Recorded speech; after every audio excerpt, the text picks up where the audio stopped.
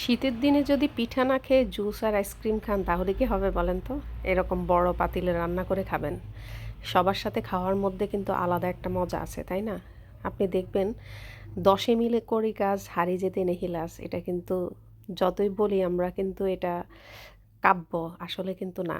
আসলে এটাই হচ্ছে সত্যি। সবাই মিলে হাতে হাত রেখে কাজ করলে, সবাই মিলে রান্না বলেন, যে কোনো কিছু বলেন, এসব জিনিস কিন্তু একজনে করার মতো না। এগুলা কিন্তু অনেক হাতের ছোঁয়া আছে।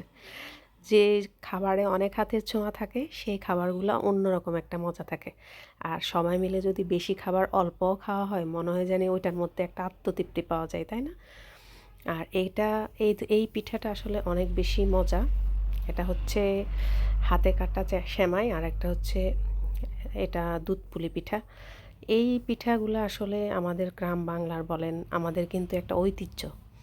মানে ঘরে ঘরে এখন সবাই কিন্তু, বিশেষ করে যারা যৌথ পরিবারে থাকে তারা কিন্তু বেশিরভাগই কিন্তু এই ধরনের পিঠাগুলো বেশি খাওয়া হয়, বেশি রান্না হয়।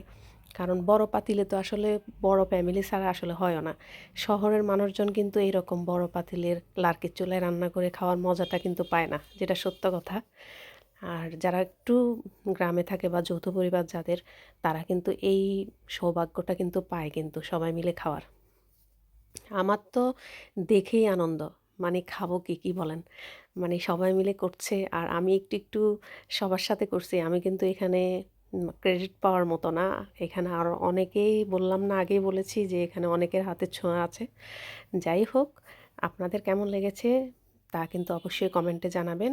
আর সবাই কিন্তু অবশ্যই পেজে লাইক, কমেন্ট, শেয়ার করবেন, কমেন্ট করবেন। আর সবার জন্য কিন্তু পিঠার নিমন্ত্রণ। সবাই কিন্তু চলে আসবেন মুন্সিগঞ্জ পিঠার দাওয়াত।